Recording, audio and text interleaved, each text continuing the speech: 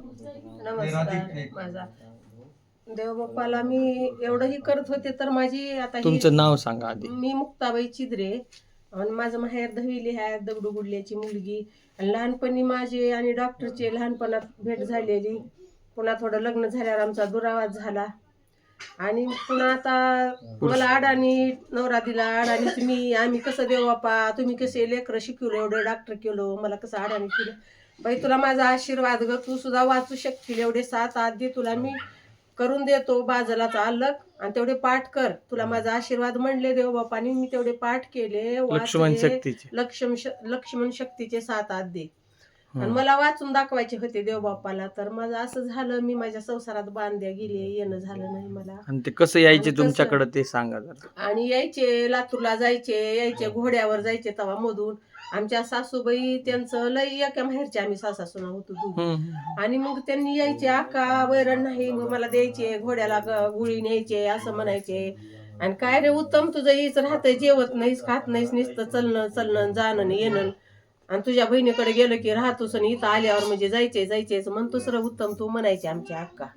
मग राहतो गा अक्का, खा खिचडी केली मी जेवण, नको अक्का तुझी मला, मी खात नाही बाहेरचं कुठलं, तुझा प्रसाद खातो. अक्कानं रवा भाजायच्या तूप टाकून आणि देवबाप्पाला खायला द्यायच्या. मग ते अक्काच्या हातचा रवा भाजलेला शिरा तेवढं खायचे, मुकाम करायचे, बाता मारायचे, गोष्टी सांगायचे चांदण्यानं बसून असं. मग सकाळी गाडी भरून कडबा द्यायची, बामणाला दिल्यानं कमी होत नाही म्हणायची आमची अक्का.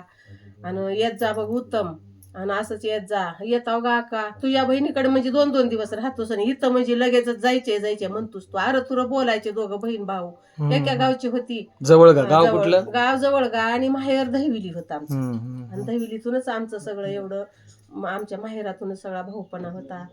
तसंच आमचं अजून बी चाललंय पुढी. मागलची पिढी गेली सासूबाईची, आम्हाला बी आवड वाटते, आमच्या अक्कालाही त्यांचा भाऊपणा होता म्हणून आम्हाला भावार्थ रामायणाचे 7 अध्याय तुम्हाला अण्णांनी आणून दिले, छापून दिले. कुठं छापले की आणि तू ही घे, गरीबी हाय माझी, माझा नवरा अडाणी आहे, मी अडाणी हा, म्हणूक घुकणूक ही वाचत बस, लक्षात आणूक गरीबी म्हणायची. वाचले रामायण. आता माझे लेकर नवरा बायको सून दोघं वकील आहेत थोरले, बारके 2 बँकेत नवरा बायको आहेत आणि 3-3 2-2 घरं पुण्याला घेतले. तर ह्या वर्षात त्यांचा माझा दुरावा झाला की ही संसारातून मला येणं झालं नाही. मला सगळं एवढं देवबापाला सांगायचं होतं, तुम्ही दिलेले आद्य मी पाठ केले, मी एवढं वाचले, माझं ऐका या म्हणायचं होतं. तर ही झालीच नाही भेट अशात. पंढरीनाथ महाराज की जय. तुम्हाला काही आठवतात का त्या ओव्या, काही एखादी काही म्हणा बरं काहीतरी म्हणा.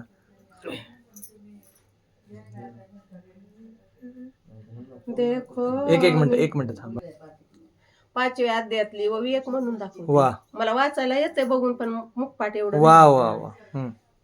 हनुमात्यांत विश्वासी अनुसरून या बाणाशी, आला नंदी ग्रामाशी, जेते भरताशी निवास. वा. 6वा अध्याय, ही 5वा झाला. देखो नि भरत प्रेमाशी, नमन करो वेगेशी, सांघावया राम कथेशी, प्रेम कपीशी आणि वर. वा. असे हे 7च अध्यात वाचायचे. मला लिहिता येत नाही, वाचता येत नाही. देवबापाने 7 अध्याय मला छापून दिलते, तेवढेच वाचते मी. आणि मला दाखवायचं होतं, मला दाखवू बघ वाचून म्हणले होते. बरं म्हणले होते. माझा दुरावा झाला माझ्या ह्या आजारामुळं, ह्याच्यामुळं मला पुन्हा येणं झालं.